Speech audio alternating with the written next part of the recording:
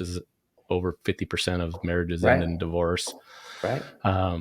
So what do you even feel like there's stuff that you have to do to keep you from that? Or is it that you and your wife's mindset is like, okay, that's not even on the table. We don't mention it, and I have a good one for you. yep.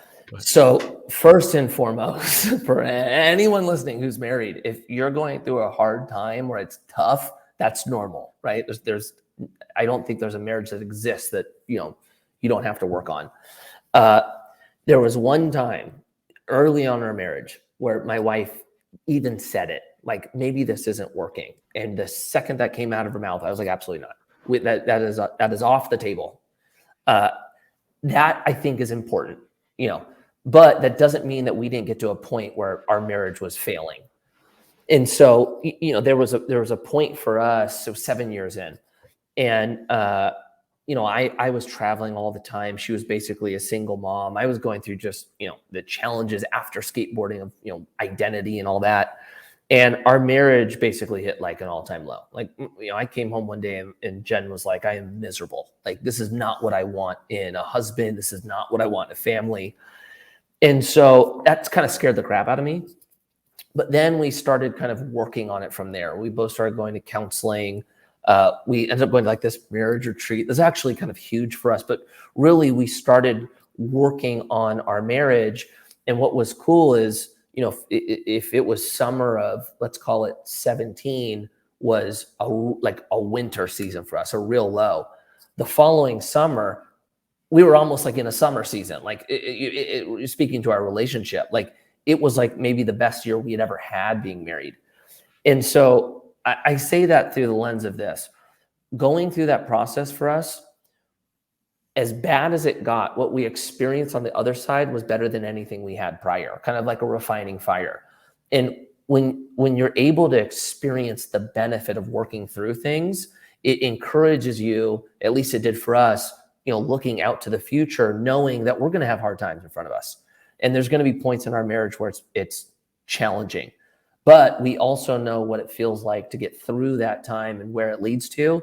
It makes you very hopeful for the future because you don't have to worry about bad things happening.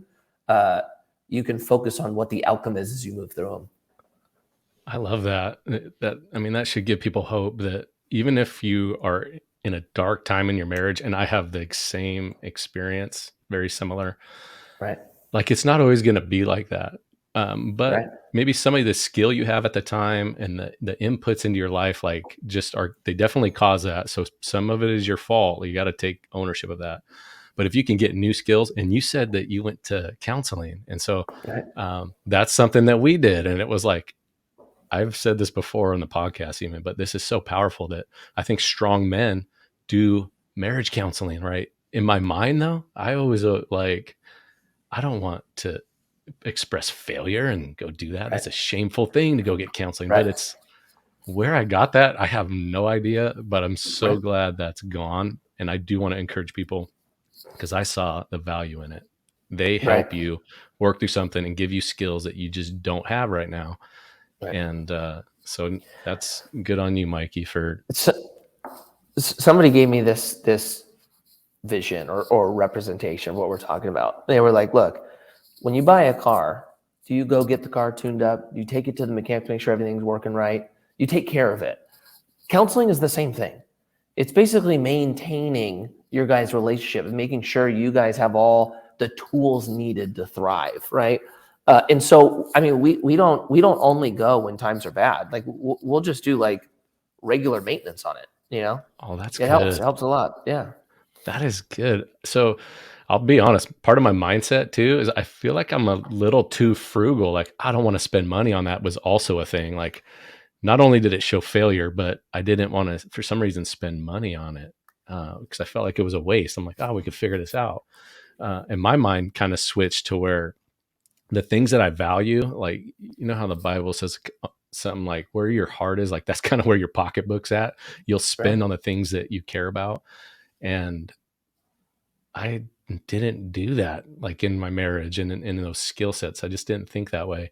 And so someone blessed us with a marriage retreat weekend that was really neat for our It's one of our wedding gifts.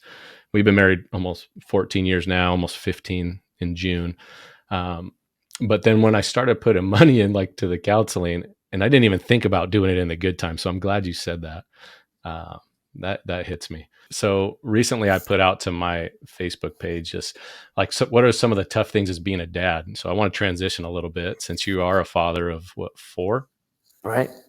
And so what I put out, a lot of people put back to me, time management was really tough because I'm out here trying to provide for my kids, Right. but also then be with my kids. So how do you Right. manage that? Yeah, this is the hard part. This has been learned. This is something that I did not do well. I think it starts with understanding our responsibilities, especially as fathers. And it's very easy for us to only focus on the providing element. And at least for me, I'll speak for myself. It's really easy for me to focus on the providing element. And I would forget the importance of what my role as a father is. Like, for my daughters, I am the example of what a man looks like in the world, and how my wife and I and our relationship that's their example of what a healthy relationship looks like. And then for my son, I'm the view of what a man is for him to, have an idea what to grow into.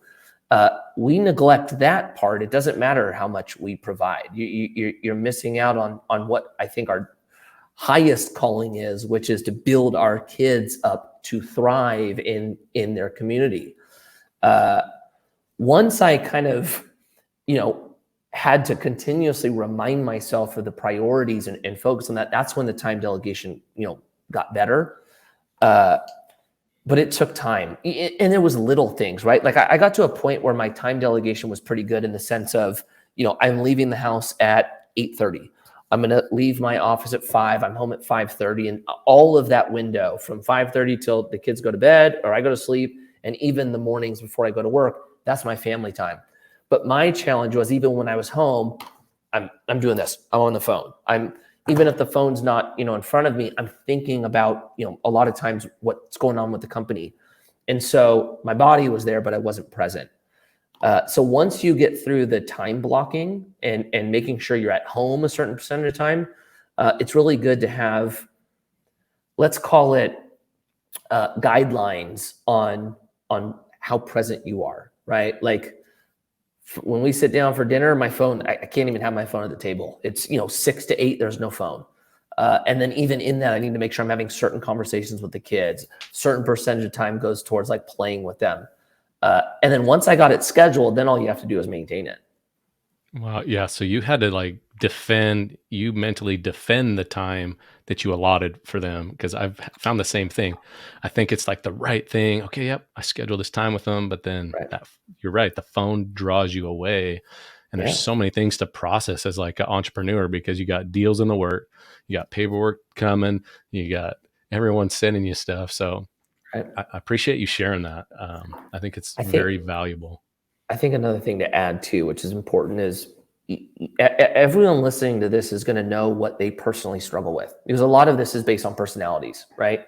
My personality is one that's, kind of, I'm all over the place. I'm obsessive. And when I think about things, it's very much tunnel vision, right? And so because of that, I fall victim to having to force myself to not only dedicate the time, but then to push myself to be present. Other people don't struggle with that. Some people, there's other things that get in the way. That's just the one that is for me and where I need to uphold it. No, I like that. I see, like, that's part of how I've always learned from other men. It's like, it's not that if you're just like me in that area, that doesn't necessarily stand out, but Right. it's the way you stand out in areas that I'm weak in, that I love learning from other people.